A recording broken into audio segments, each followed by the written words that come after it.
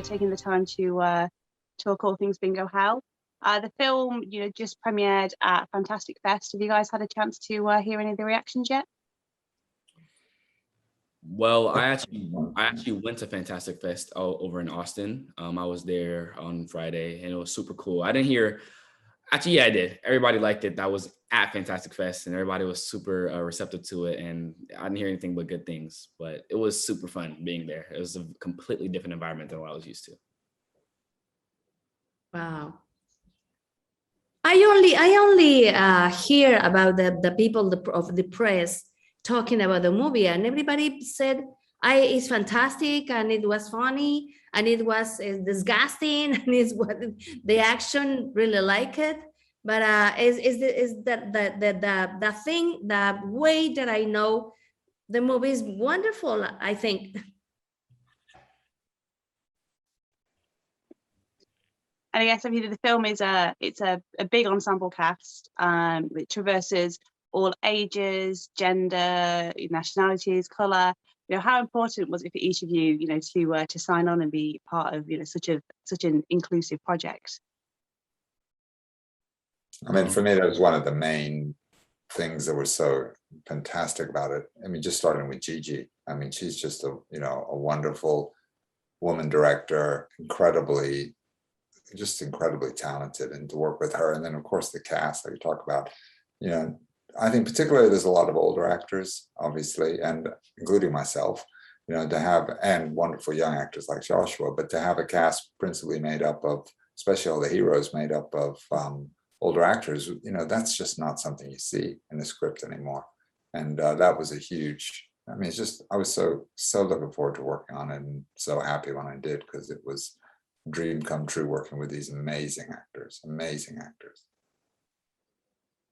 Well, for me too. First of all, the invitation of Gigi. Gigi is amazing young Mexican director, amazing woman, amazing really. But when obviously when we know about Scott Cadwell and Richard, especially because I admire Richard for many years, obviously because I saw a lot of movies, and with Josh is obviously the work of him, and the story with the opportunity to make a so interesting story about older people. I think is unique, and I think Blumhouse put this the finger in a so important issues in this movie. I mean, for me, what kind of attracted me to the project was, like Richard said, Gigi is such an amazing young director. She's super enthusiastic, super energetic every single day on set. And then also the script. I mean, it was completely amazing. It really drew me in, and I just couldn't get enough of it when I was reading. And then one of probably the main things I would say is that the cast was so much, not so much, but like they're all older than me. And so I like working with older people because I'm allowed to really learn more and just soak up all the knowledge and intelligence of all those, and wisdom, especially of all the older people before me. I mean, I think I'm right in saying that, Gigi, she wrote the role of Lupita, especially for you, Adriana. So what, when you sat down and read the character, what was it that you connected to? Well, first of all, I never made this kind of character because not all the time, but because I have 50 years as an actress and I made a lot of things. But in movies, especially my characters was so tragedy, so calm, also with a lot of painful, no? And in this case, on the contrary, a tough woman, badass, bad words, and funny and stubborn. It was amazing, and I said, yes, I want to do this a new character for me. And Richard, you've played a lot of, played a lot of bad guys. We've spoken in the past about a couple of them. they all seem to be very different from one another. So what was it about Mr. Big that made you sort of sign on and go, yeah, I want to have a go at this type of bad guy?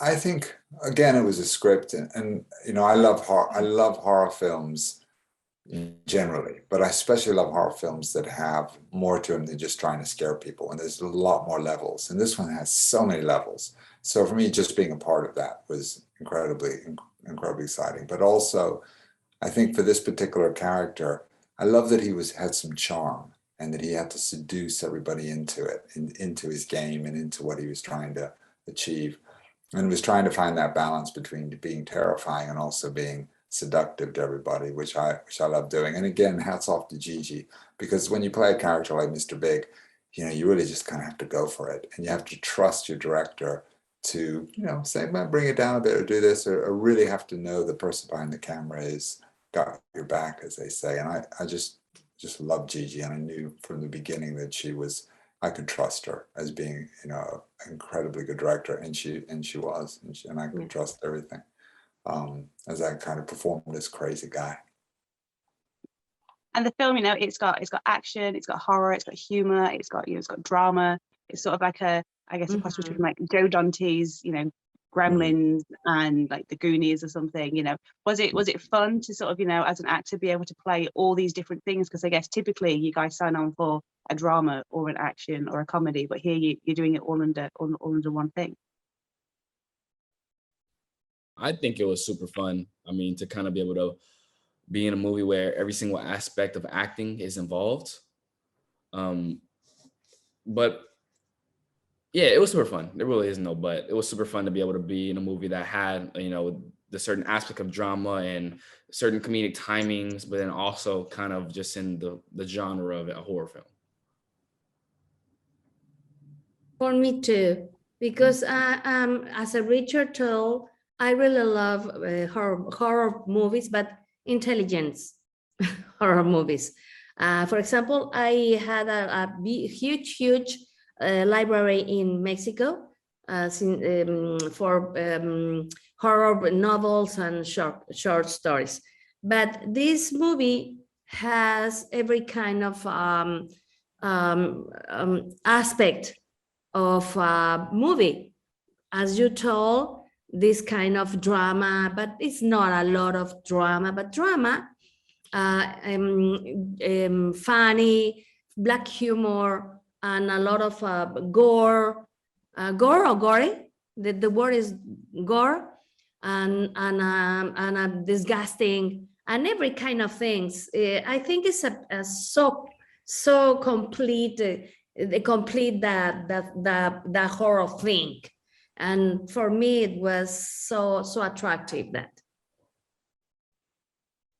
I think Gigi and the screenwriter really, because I know Gigi has such a love of horror films, and this film has, it's got a bit of this Texas Chainsaw type Rob Zombie horror in it, but it also has, like you said, 80s Gremlins. I mean, she's done a real mix of different kinds of horror films, and that's, only someone like Gigi, who really loves horror films, would be able to pull that off. That again is just really exciting, because you can see, like you said, there's so many different little nuances of different eras of horror films in this one film.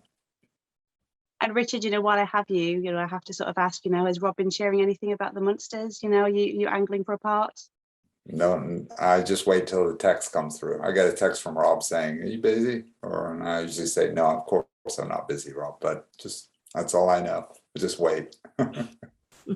Well, I hope to see you in it, and I wish you guys the best of luck with the film. It's lovely speaking to you all. Thanks, Kat. Thank Good you. to see you again. Thank you. Yeah, Thank you. Bye-bye.